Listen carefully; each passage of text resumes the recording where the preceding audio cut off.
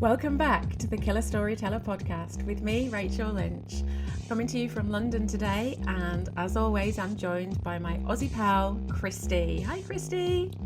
G'day, Rach. How are you? It's great to see you, and a big hello to everyone from Melbourne, Australia. How you going, Rach? Oh, yeah, really good. Thanks, Kristy. Yeah, just up out of bed, obviously, to make our time zones match. Yep. So, up and ready. I've actually got the giggles. I'm going to Already? it together already. Yeah, I know. G'day, Rach. It's so great to see you, and a big hello to everyone from Melbourne, Australia. Today's episode is an absolute corker, as my mum would say, and I'm really looking forward to discussing our second book in the D.I. Kelly Porter series, Deep Fear. But before we crack it open, Rach, it's so good to see you. How are you? I'm really good, thanks, Kristy. Yeah, I feel as though we're sort of hitting our stride now, aren't we? This is we're pros. But what I thought I wanted to do today actually was give a shout out to Mel for the music and the graphics on our podcast. Because we're so lucky, aren't we? They are just so awesome. And I just thought I'd say a little bit about how I met Mel. So Mel Steele on social media is Boxes of Noise, at Boxes of Noise. Give him a follow, and you know, he's just so creative. And I met Mel and his wife Louise at an event at a book, Waterstones in Carlisle, which is in Cumbria. And we just got chatting, and then we started following each other on social media, and I saw what he did, and I looked at his work, and then when we decided to do the podcast, I just thought, oh my god, it would be perfect. And I think the Yeah, it music is. and that graphic is It's awesome. fantastic, yeah. And we've been able to cut it up and use it in long version, short versions, and sometimes we'll post some social media posts and just put a little slice in between because it's so dark and moody and murdery. Is that a word? Murdery, I love that. But Mel's great. He's so talented. Yeah. Yeah, and it just struck me, you know, we to get some original music. How Yeah, we're very lucky. lucky. Yeah. It's, you know, totally unique. So we use it as much as possible, and it's on every episode. And we also tag in Mel, so he's loving it too. So we've had some feedback from Mel, and I've got to meet him as well online, of course. What else is happening in your part of the world, Rach? Well, I just booked a holiday to the Lake District, and guess where we're staying? Okay, I don't know. Tell me. What are we talking about today? Deep Fear, And the opening scene is the in a church. Watermillock. We're actually staying there. Are you I know. serious? Yeah, yeah. So it's Watermillock is on Ullswater, and it's slightly up a hill. The church is at the top of the hill. It's a beautiful church. It's a really old Gothic church. I'm going to shove some pictures on social media for you of the church. Yeah, Got the book in yes, my hand. it's got those, you know, that really Gothic sort Yep. of rampart on the top. And the view of Ullswater is stunning. And we found an Airbnb with that view. Yeah, Serious? That's so yeah. fantastic. Oh, absolutely brilliant. So we're going next weekend. So I'm going to get loads of footage for you and loads of pictures for social media to share with everybody, because you know that is just precisely what inspires all of these stories. Yeah, oh, that's fantastic. It's going to be a bit weird you being there and like walking around with your book. Yeah, I'm going to take all 12 of them, and I think by the end of it, my husband is going to be a little bit jaded. Oh, take another one here, looking murdery. Yeah. What have I found under this rock? Oh, look, it's Deep Fear. Oh, hello. Oh, that's so good. I do tell you that my mum's now reading along with us. So she started off with book number 1, and which is fantastic. So hopefully you've got that one covered, Mum. And also a bunch of my buddies are also reading along. So it's really good. Amazing. Oh, that's awesome. And a huge shout out to, you know, people on social media who are sharing their stories, like, you know, Yeah. going for a run, listening to the podcast, or, you know, going back to number 1 when they've already finished the whole series, Yep. sharing, like, you know, screen grabs of the whole series. They've been Yep. amazing, haven't they? at the beach, drinking beer, having some nuts. And one of my buddies, she's my bestie, her name's Trish. She also found out she's a certified psychopath. So, Welcome to the club, Trish. For the people that are not listening in order or are just sort of tuning in, it's it was the comment, wasn't it, that apparently professionals say that if you watch true crime to relax in the evening, which I do, you are a psychopath. So I'm with you there, Trish. yeah, I don't think I'm too psychopathy. not right now. You seem pretty calm. Yeah, It's early in the morning. got a cup of tea. And Steve's Corner Bookshop, we're loving his social posts. It's so nice of you to share the books, and it's been really fantastic to find out where people are listening in and reading the books from. Yeah, amazing. Thank you. Thank you to everybody. It's brilliant. All right, Rach, let's crack open the case. Begin the interrogation. Oh my God, sorry, I can't help it. It's so not going to stop. Let's go. Okay, this episode we're discussing Book 2, Deep Fear. If you've lost everything, what more is there to fear? And we need to say straight away up front that we're not going to give away any spoilers.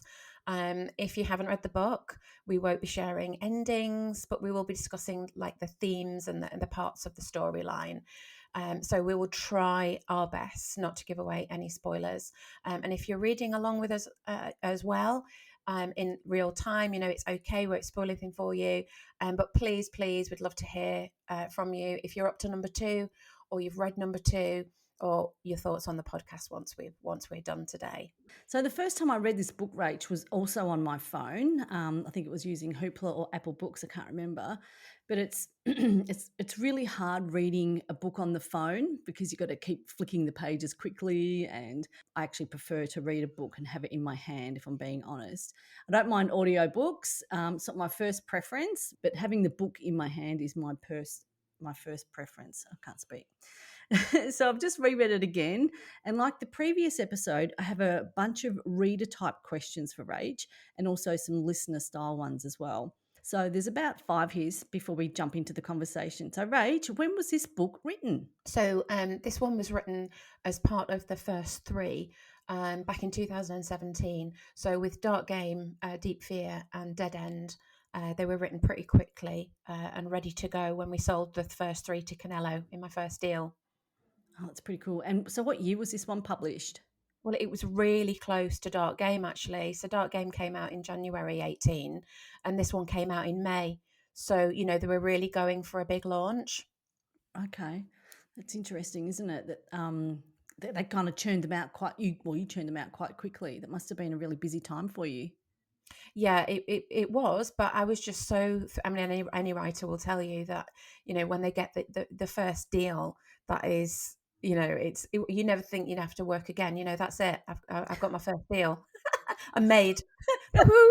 Done, tick. Oh, I need to carry on now. So yeah, but it was so exciting. If they said they wanted a turnaround of a couple of months for the next one, then that was absolutely fine by me. So with the first 3, the plan was to get them out all in 2018 and to build a fan base, and it worked. Okay. Because it's a risk. It doesn't always work with new Yep. launches, and it really worked. And a lot of people connected with Kelly, and that was it. Her fan base took off from there. So it was a good strategy. Where were you when you wrote this book?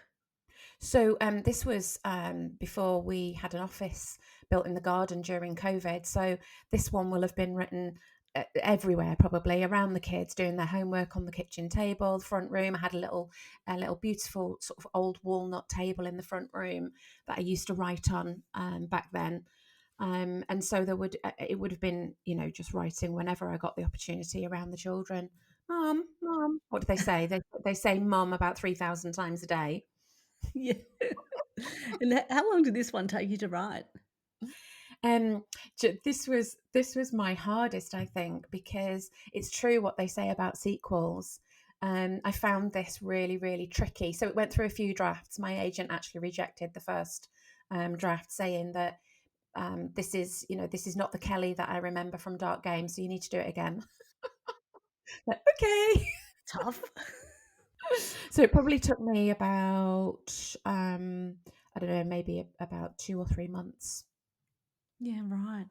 And at that time, did you have a plan for the entire series for D.O. Kelly Porter right from the very beginning? So we had three ready to go when my agent sold them. But I've got to say, back then, I mean, I had no idea in my wildest dreams that I would be now starting number 14. Unbelievable. Like each book, this one's also got a theme. And what's the theme of this one, Rach? So this one is and making them all a very different theme is really important to me. I like to have a big change for each one, and this one I decided to go for like a vigilante type serial killer. Sorry, I'm not laughing at that, but if you've read the book, you know that this is such a ripper of a book. I honestly don't know why I chose that at that time, but I think it's just little things. As we'll discuss as we go on. It's little things that just pop into your head, and then they don't leave. And I just got hooked on this idea of this serial killer going around and sort of clearing up what they perceive to be um, nasty and irritating and wasteful people. So that's the sort of the theme that I was going for. All the books are set in the Lake District, and I'm always interested in what season it is. And what season is it in this book, Rach? So it's about a year after Dark Game, and so it's summer again, which is really important for the state that the bodies are found in. This is the way that my mind works, Kristy. So you know that. Um, and I needed that sort of distance for her because this is her next big investigation after Yep. the trafficking case in Dark Game, and you've picked up on this that she is a lot more confident and settled now. So she's had that distance between that last big case, and this is the next sort of major investigation that she's facing, and she's developed, hasn't she? She, Yeah, she's a lot more settled in this one. yeah, she certainly is.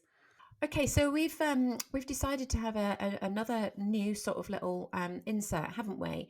And I think this is a brilliant idea, Christy. And what we've decided to do is have like a little summary each time with you giving your interpretation of each book and your main takeaways as the reader.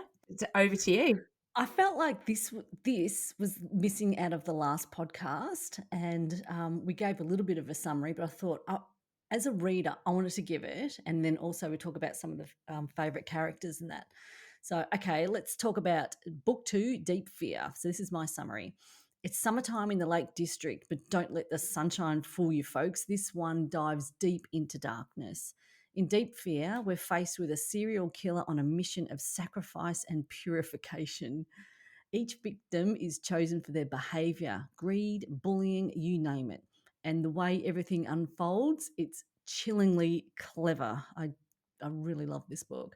The storylines of Deep Fear are beautifully layered. There's a lot going on, but it never feels overwhelming to the reader or hard to keep up. So every character, every plot point is connected in a way that's really thoughtful and tight. So we read a lot, we learn a lot about the killer's traumatic past in this book, and it gives so much weight to the story. How am I going so far, Rach? So far, so Oh, good? yeah, it's superb. I'm loving it because it's like a trip down memory lane. Yeah, right. Okay, so the policing is great in this book. It's totally believable. And again, there's a forensic side of things, like the really detailed autopsy with Ted and the introduction of Dr. Philip Modus, the handwriting specialist who honestly doesn't stop talking. I really, really loved him. We're going to get to this a little bit later in the ep, but poetry plays a surprising role in this episode. It's woven into the murders and the settings, even how the bodies are placed. And then there's the Reverend and the guide and the tour guide. What a pair they are. The conversations with Kelly add some really good lighter moments to this story. That was a really cool touch, Rach. I love the way that you wove that in. So I love introducing those, like, minor sideline characters just to bring, like, a little bit of lightness. So I'm yeah. so glad that you picked those up. The Reverend, he was a crack up. I really liked him, and he and Yeah. Kelly really connected.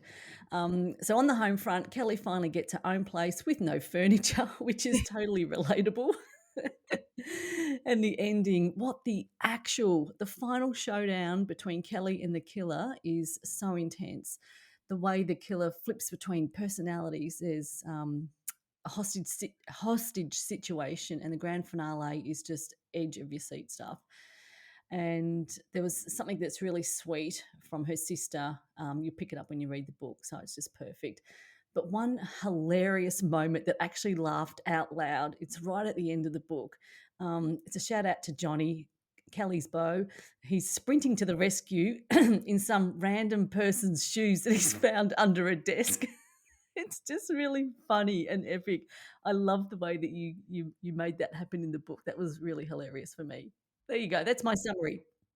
Awesome, thanks, Christy. And that's an epic summary and just an excellent overview of the book. I love what you've picked out there, and you've picked out some of my favorite bits too. Oh, really? There So you go. yeah, yeah. So that means that, like, I've done my job, because the bits that I wanted to be significant, you've actually picked up on, and so that's just amazing for me, to hear that. But like I said, the sequel's really hard work, and one of the things that I really needed to nail in this was that all of the characters that fans had started to get behind because of number one, they all needed to be there, they needed to be dominant, they needed to be present, but they all needed to move on in their relationships, their personal lives, and so they all need to develop. So you keep the fans that have come back because of number one. So all Mm. those little details that you've picked out, I just make me Oh, so, good. I'm yeah, glad. so I'm glad. happy. Yeah. Oh, yeah. So now let's unpack some of the storylines and the characters. I really noticed that Kelly's really growing in confidence in book two. And was that done on purpose? Yeah, absolutely. She's because in Dark Game, she's come back from the Met and she's really finding it difficult to fit in. She's lacking confidence, and she doesn't quite know who she is yet. She hasn't formed that identity. So in Deep Fear, she really does. Come across as more self-assured. She's got the confidence because she cracked the case in Dark Game. Her relationship with Johnny is blossoming nicely. She's finding a decent man, that has not really got an ego, and she's a little bit unsure of that compared to Matt the Twat, obviously.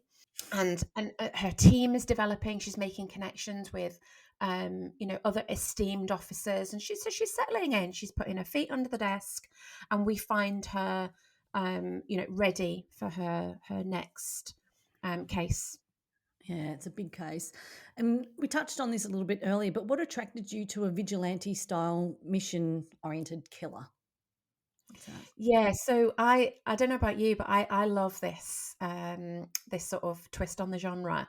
I'm a massive fan of Dexter and You, and I'm fascinated by, yeah, yeah. Really? It's But isn't it odd how we find ourselves rooting for the vigilante? Now, I don't think you do that in Deep Fear, but on about the theme is this idea that we all want to, we want fairness, don't we? We want justice, and so if you've done something wrong, then you need to pay for it, and that's what this is all based on. And I you know I j- the killer is cleaning up in obviously the most awful way, um and there's something braggy about it as well, isn't there? Because Mm. and I think that is definitely you. Did you watch the final Not series, yet. number No. 5? Okay, No. so without any spoilers, um it goes more into, behind the scenes, and why maybe vigilante killers do what they do, Oh. and think that they're justified, because the killer in Deep Fear has got such a huge ego, which is why they leave the notes, because they're toying, with the police. So all of that just really fascinates me. Absolutely. And how did you research serial killers, like getting into the weeds of one? How? Because it's very complex. How did you do that?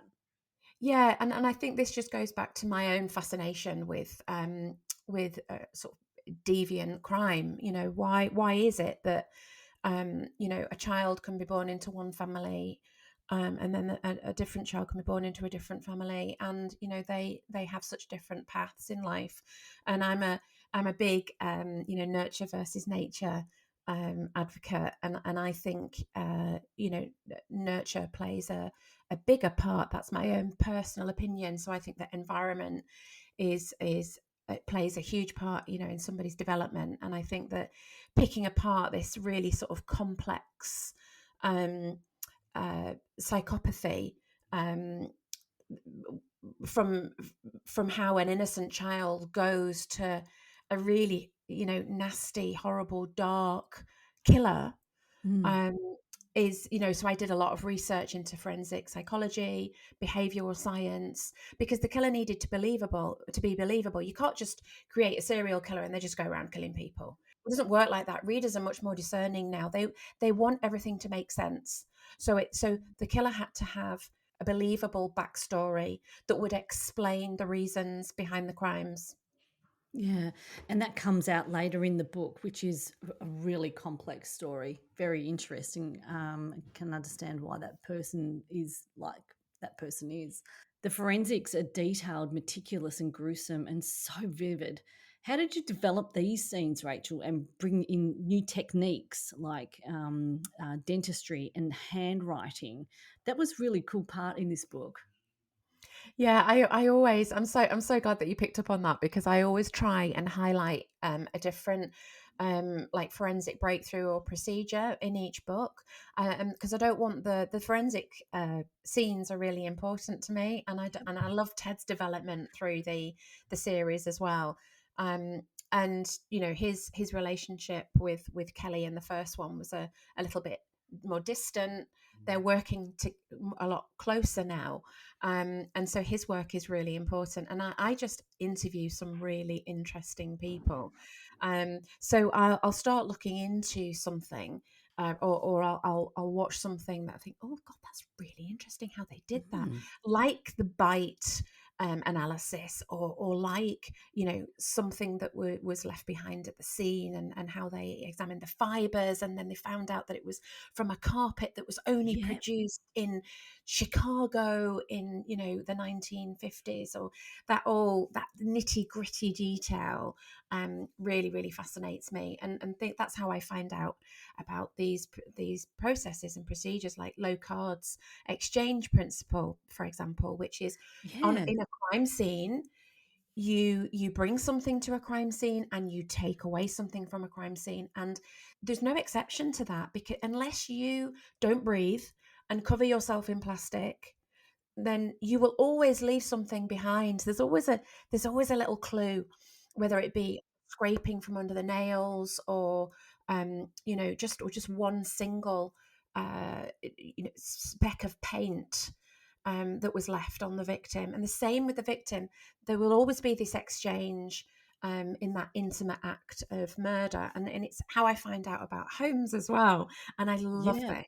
So the British police created Holmes after Sherlock Holmes, obviously, but the acronym Oh. is real. So it stands for Home Office Large Major Enquiry System, and Oh, they that's made so the acronym cool. Holmes.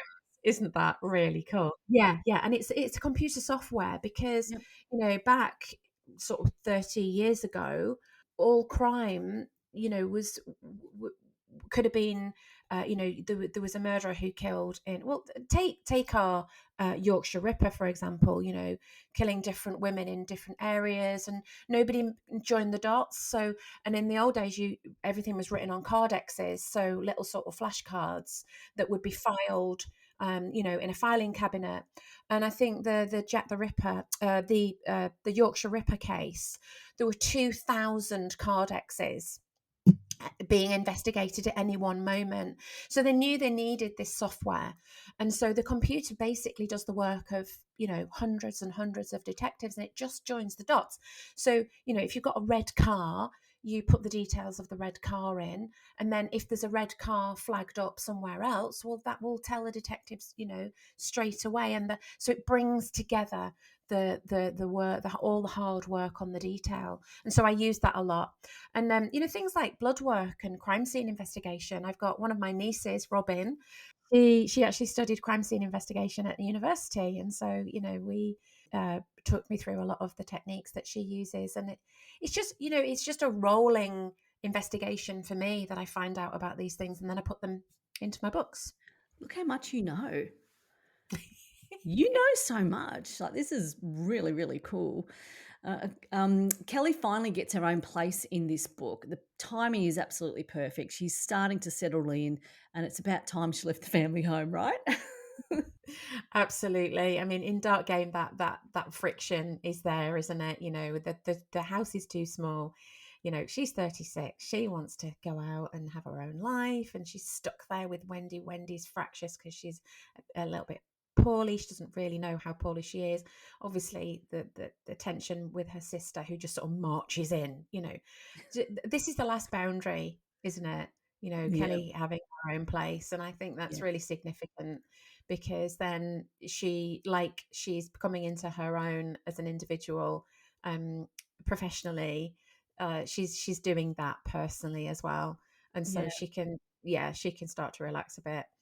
And I just remembered something funny in the book. She goes out for a drink with Johnny to the pub, and she tells him where she's bought her house. It's in the same town as him, like quite close to where he lives in the same town of Pooley Bridge. But I have to say, it sounds like a really nice place, and I can kind of visualize it in my mind. The back deck, it's overlooking the water. She's having a glass of wine. It sounds really nice. Yeah, it's a gorgeous little village. So Pooley Bridge is at one end of Ullswater Lake is like a snake. It's like a Okay. serpent, they call it. Yeah. And at one end you've got Pooley Bridge where the steamers put down the lake to the other end, which is Glenridding, which is where you start the walk to Helvellyn. So Pooley Bridge is a gorgeous little village, and it's full of pubs and takeaways and like little fish and chip vans, and I try and put these businesses into my books as well. Oh, that's fantastic.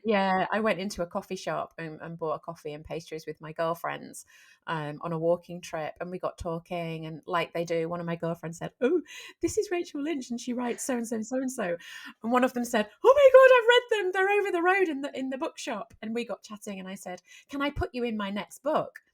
And they're in sudden death. They're in number 10. So Oh, that was that's so really cool. fantastic. Oh, I imagine Kelly's house on the walk from the town over the bridge to the steamer. And there's a row of houses there that all overlook the river Amont, and that's where I imagine her living. So I see it in my mind, when she pulls in and out on her way to work. what inspired you to use lines from Lakeland poetry this time, Rach? Because it plays a major part in the book, doesn't it? Yeah, and I think actually this is what inspired the whole thing for me. Um, I've got this book that I had at uni because I studied English literature and history at uni, and this was part of my course.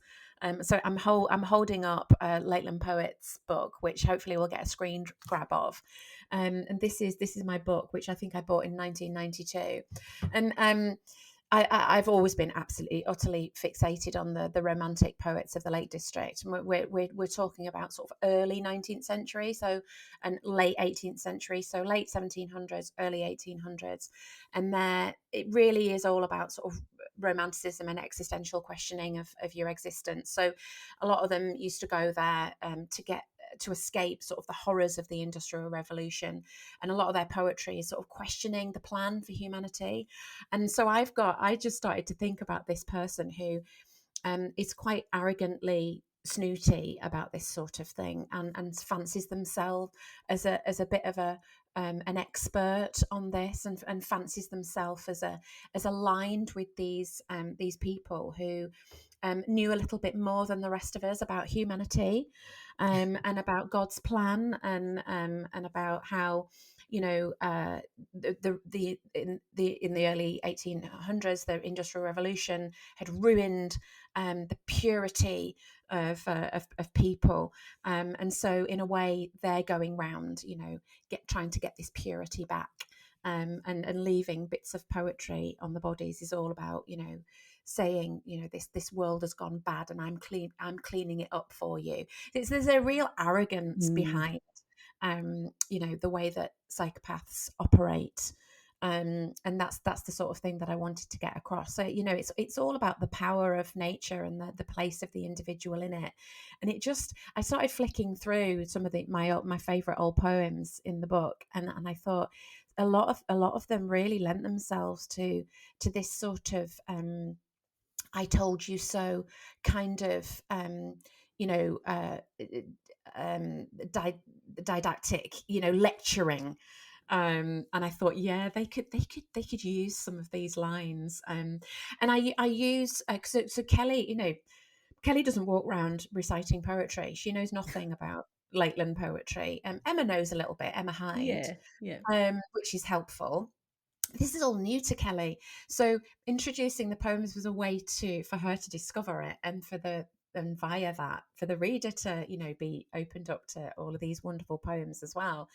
And she also talks to Reverend Neil about it, doesn't she? She goes and Yeah, sits on the bench at the church at Watermillock, yeah, with him in the sunshine, and and he tells her about, these these incredible people who, well, Wordsworth lived in the Lake District for 50 years. And when I was at university, I remember a lecturer telling us that, like Coleridge, Shelley, Wordsworth, they were big into their recreational drugs back yeah. then as well. Byron dropped in, and so I imagine them sat on the top of Rydal Mount, with Wordsworth toking on a Joint.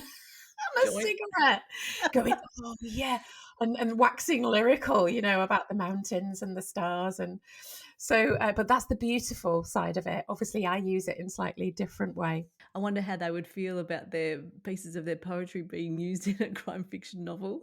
Yeah. Do you know, I think they'd find it fascinating, because Yeah. I think there was a lot of sort of loss of faith in humanity that was in the poems, like, sort of sitting there and looking at the beauty of the nature and thinking, what have we done? That's a strong theme behind all of the work. So yeah, it'd be interesting, wouldn't it, to have a little convo with Wordsworth about it. How hard was it to choose those poems? Yeah, I kind of I had that familiarity with them, and I kind of was drawn to the ones. So they're divided into roughly into seasons. And I think, so it doesn't take much to work out that actually the spring ones are really happy. The summer ones are celebrating bounty, everything, pregnant with life. And then the autumnal ones and the winter ones are slightly darker. So I started there, and I've got a few favorites that I sort of dived into. And it took me a while, to find them. But once I started finding what I was looking for, I realized that I was looking for this sort of message, the same message in each of them, which is the person has sort of messed up the plan, whether it be God's plan or nature's plan or a maker's plan, whatever it is that you believe in. But they've messed up the plan by being a burden, by being lazy, by being greedy, by being a bully. So that's why I've done it. But yeah, I had a lot of fun with that. Hey, Rach, are you able to read some of your favourite parts of the poems from the books to us? Yeah, so the Moira, when Moira is found, and Ted first finds the poem on her. The one that I've used is a poem by Shelley, which is called "The Flower That Smiles Today," and it's about beauty, beauty, but how beauty fades and how beauty dies. And so it was very much about how Moira was a beautiful woman, but ruining, her youth, the loss of her youth. So the quote that I actually used was, "Whilst yet the calm hours creep, dream thou, and from thy sleep then wake to weep." So the idea that when you go to sleep, you are beautiful, but when you wake up, time's moved on, and actually that beauty has faded. So there's more to life. There's Moira should have made more of herself than just her appearance. So that was her punishment. Um, a couple of other examples. Oh, I'm enjoying this. This is a great part of the podcast because it's such an interesting part of Deep Fear book as well.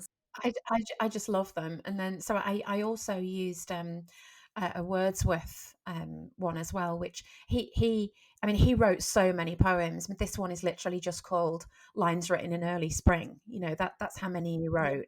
He was like, oh, what should I call this one? Lines Written in Early Spring. um, and this was about Brandy, who without giving too much away, she's not a nice person. She's got her own problems, obviously, and hopefully that comes across quite empathetic, quite compassionate towards Mhm. Brandy. I had great sympathy for her because she didn't know any better. However, the poem that the excerpt that is left with Brandy is, "And much it grieved my heart to think what man has made of man."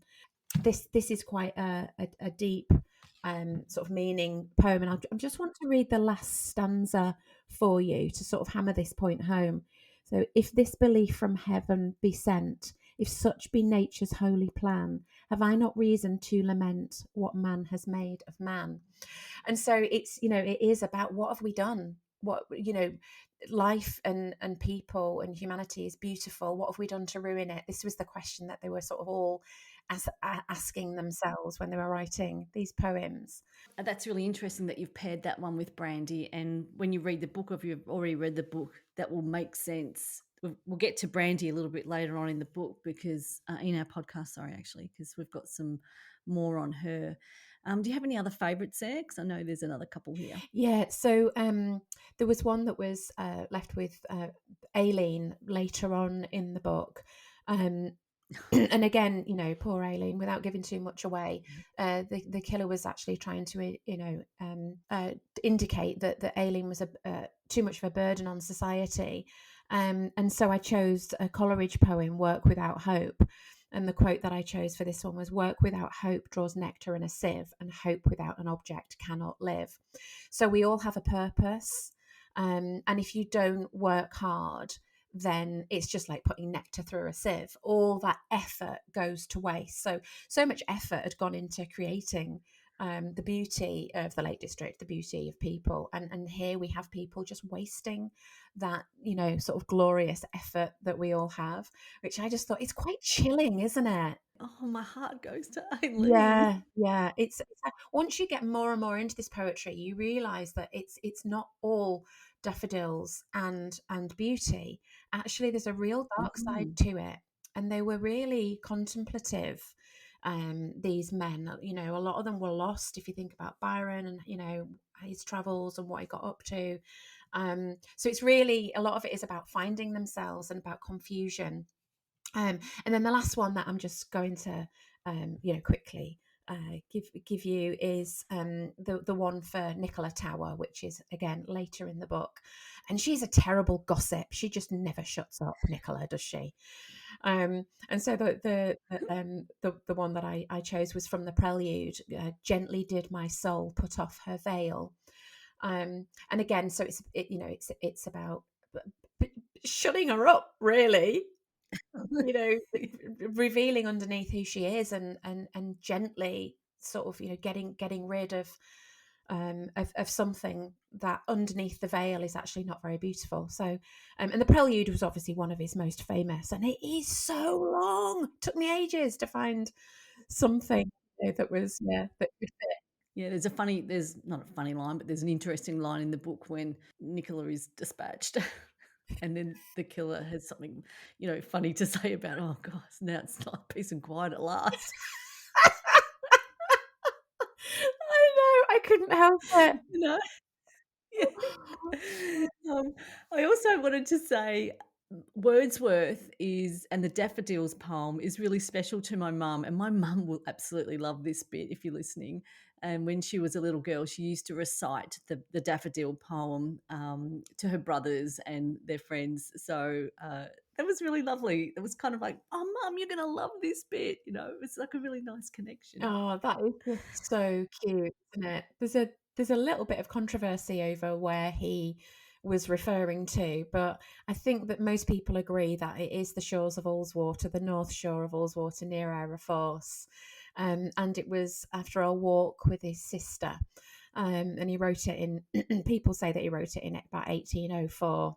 But I think I'm just going to read the first and the last stanzas, Christy, because I think it's really all of this poetry. I think is really pertinent for today, because with so many articles and references to mental health and wellness, looking after yourself. I think I'll just read the first and the last to you because it's a real combination of beauty and looking after yourself. I wandered lonely as a cloud that floats on high o'er vale and hills, when all at once I saw a crowd, a host of golden daffodils, beside the lake beneath the trees, fluttering and dancing in the breeze. For oft, when on my couch I lie, in vacant or in pensive mood, they flash upon that inward eye which is the bliss of solitude, and then my heart with pleasure fills, and dances with the daffodils. It's gorgeous, isn't it? Lovely. Yeah, really lovely. Thanks, Rach, for reading that out. That's great. Okay, moving on from the poetry, we find out a little bit more about Kelly's relationship with her family and her romance with Johnny is blossoming.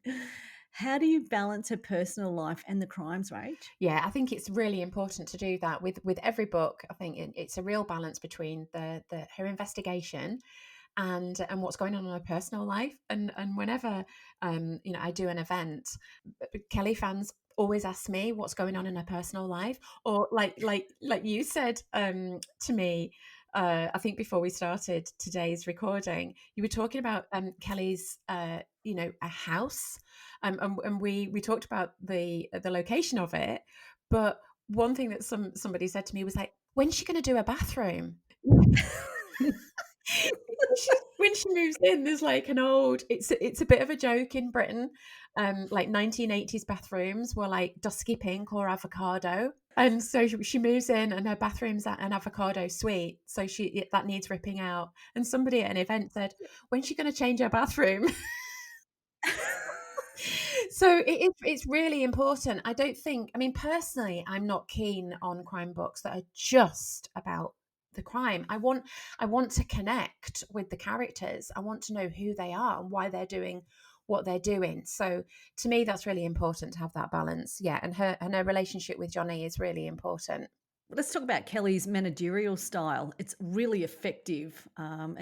So what's her secret, Rach? I just think she wants the best from people. I think she was stung in London in the Met, and she's come back, and I think she works hard. So that's what people want to do for her, because she kind of just sets the example. She's like sets the tone, and so I really sort of lent into how she would manage an important team at the age of 36. Rach, the plot and character arcs are so complex and layered. How do you come up with them? I actually got a message. I read a post on social media this week, and it made me really giggle, because it was an author saying that she was going on a plot walk, and I do this all the time, whether it's on my own or with my husband, and it's really really helpful, because I don't know, everybody's different, but I find it super helpful for me. And I literally just go on a walk, and then I imagine the plot and the characters as like a film. And so because I'm a very sort of visual writer, I've always got these images going through my head, and how people look at each other, or what they're wearing, or how people speak, and what they might be doing in their space at that moment, because I think that readers like to know how the characters are grounded, where they're sitting, who they're talking to, what's in the room. I think all those details are really important. So yeah, I love that. So I'm going to use that from now on. I'm going to call them plot walks. And this book also, you have to deal with multiple grieving families. How do you balance the emotional impact of crime with the awful nature of the deeds themselves? Yeah, it's tough because I do bring in some really, quite shocking and traumatic events, but that's the whole point of crime, isn't it? Yeah, yeah, That is the whole point of the crime genre. They are super shocking, but then you've that enables you to bring in the person who brings resolution to you as a reader and brings that satisfying conclusion. So crime novels need that resolution at the end. I mean, of course, writers can break the rules. That's not a problem. But crime writers are quite rigid in what they're looking for, and they're very, very loyal. And so you should really stick to the rules of the genre.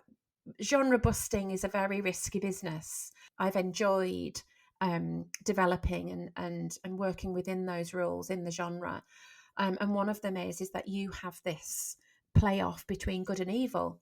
And my crimes are really, really bad and yep, horrible, but my heroes are, then I'm not going to say that they're 100% good because obviously we're all flawed, but that brings the relief.